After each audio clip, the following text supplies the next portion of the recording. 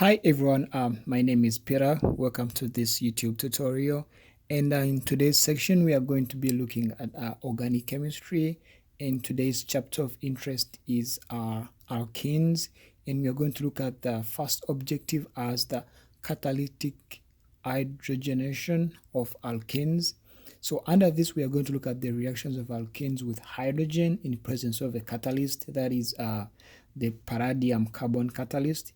And also we shall briefly look at what we call the relative stability of alkenes using the heat of hydrogenation.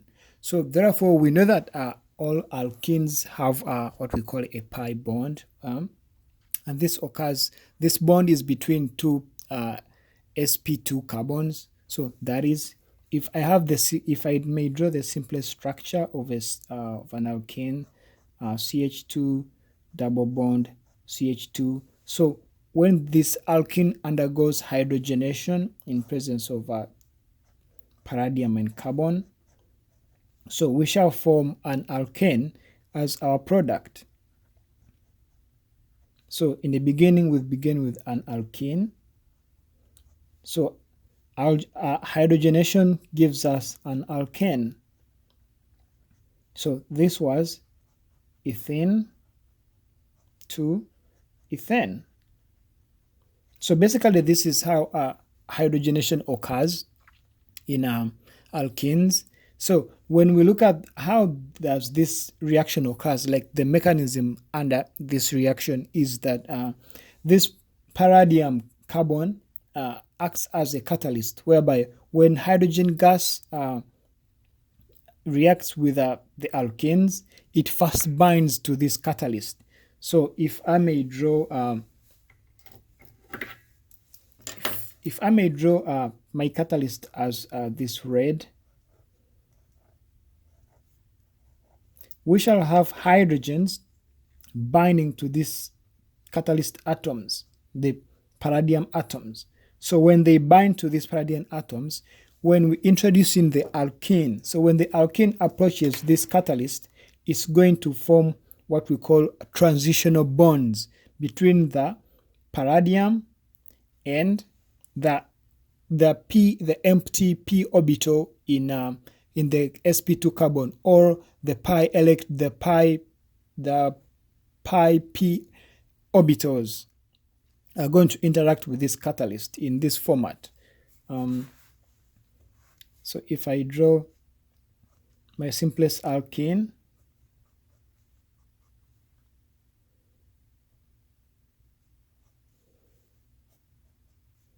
so if I represent my pi electrons with this red color, sorry. So remember the pi bonds spin up and down across these sp2 carbons. So these orbitals are going to interact with the catalyst. Remember, the catalyst is having hydrogens bonded on it.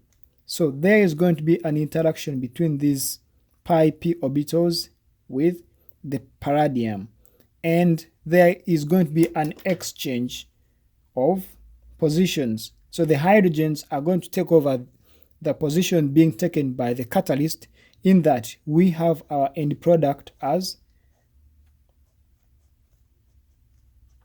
something that looks like this. So these two hydrogens are the attachments of the palladium hydrogen to these pi bond electrons. So there was a transitional, during the transitional stage, there's swapping of these atoms or electrons from hydrogen, from the palladium to hydrogen. So hydrogen takes over and we form an alkane. So basically that's how this reaction occurs. So when we drop further to see our second objective, which is the relative stability of alkenes. So in the relative stability of alkenes, I have here threne compounds. The first one is 2-methylbutene. Then the second is 3-methylbutene. then 2-methyl-but-1-ene. So all these three undergo hydrogenation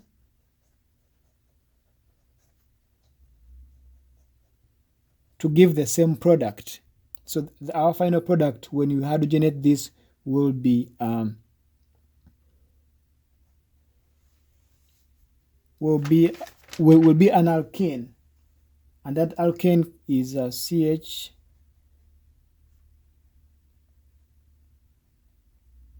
So this is our final product on all these if they undergo hydrogenation. So why do we bother so much looking at their stability? So when you are to draw the structures of these three, we are going to see that we have what we call alkyl groups that are bonded on these structures, and we see the stability of alkyl groups on the formation of a given product. So the first one, we see that this carbon, the 2-methyl-but-2-ene, the sp2 carbons, this one is bonded to a methyl group, one methyl group, whereas this carbon is bonded to 2 methyl groups. So now let us examine this second one, which is 3-methyl-but-ene. So 3-methyl-but-ene, so that is 2.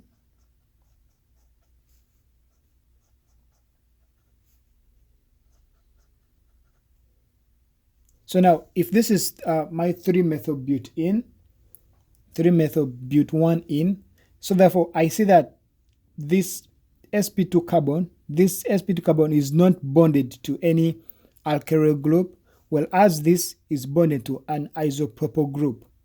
So this isopropyl group will act as my alkyl group. So therefore, the stability of this butene is less compared to this one because it's only bonded to only this one alkyl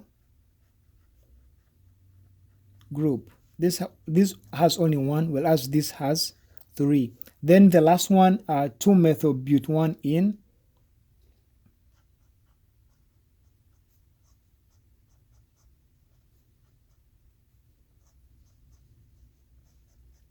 So 2-methyl-but-1-ene is bonded to 2 alkyl groups. We have the ethyl group and also the methyl group. So if we are to rank the order of stability, we shall see that 2-methyl-but-2-ene